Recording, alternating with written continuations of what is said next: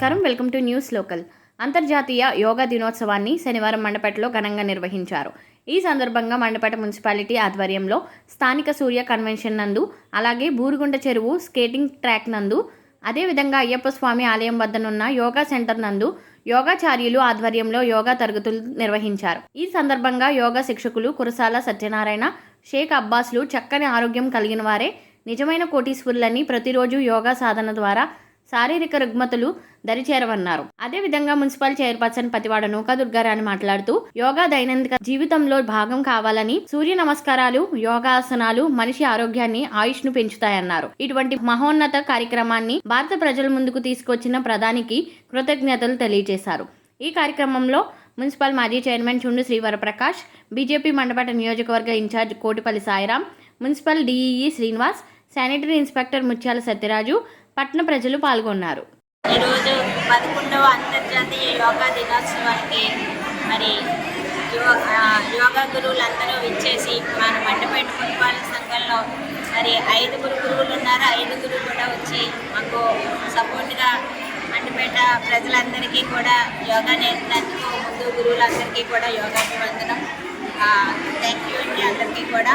అలాగే 11వ అంతర్జాతీయ దినోత్సవం మరి మోడీ గారు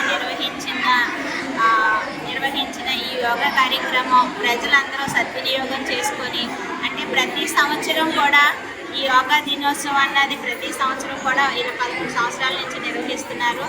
అయితే ఈ సంవత్సరం కొద్దిగా ఎక్కువగా ఒక నెల ముందు నుంచి కూడా యోగా అందరికీ అందాలి, యోగా అంటే ఏంటి అని మోడీ గారు ఒక విధానాన్ని తీసుకొచ్చి నెల రోజుల నుంచి కూడా ప్రతి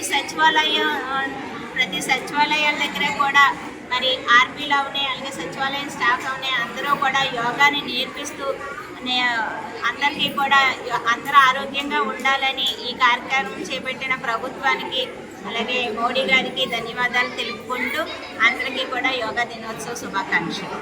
మన గౌరవ ప్రధాని మోడీ గారికి అంతర్జాతీయ దినోత్సవం ప్రకటించింది. అదే అడుగుజాడలో మన గౌరవ ముఖ్యమంత్రి నారా చంద్రబాబు నాయుడు గారు అలాగే పవన్ కళ్యాణ్ గారు దీన్ని ప్రజలందరూ ఏ రకంగా అయినా చేయడానికి మన రాష్ట్రంలో మన వైజాగ్ సాగరంలో 5 లక్షల మందితో ఈ కార్యక్రమం నిర్వహించడం జరుగుతుంది.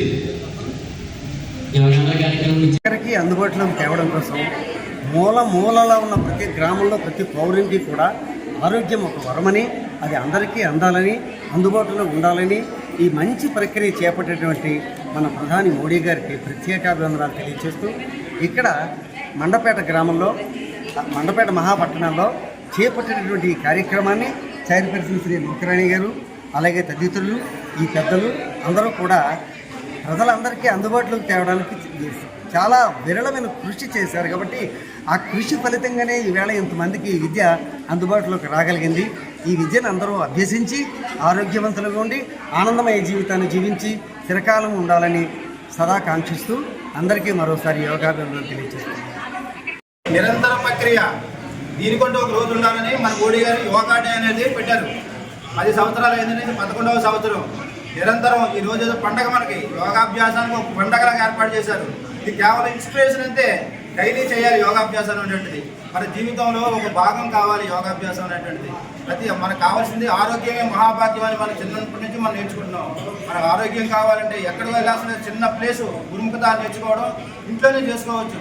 అంత అద్భుతమైనటువంటి యోగా ప్రక్రియని మన విశేష పతంజలి మహానుభావుడు ఆత్మారామణ గౌరండ మహర్షి ఇటువంటి మహానుభావులు మనకు అందించినటువంటి యోగ విద్య ఈరోజు ప్రపంచవ్యాప్తంగా చేయగలుగుతున్నారు యోగాభ్యాసం. అంత అద్భుతమైన యోగ విద్యను మన ఋషీశ్వరులు మన భారతీయులు మనకు అందించినటువంటి యోగ విద్యని ఈరోజు ప్రపంచవ్యాప్తంగా గుర్తింపు తీసుకొచ్చినటువంటి మోడీ గారికి ధన్యవాదాలు.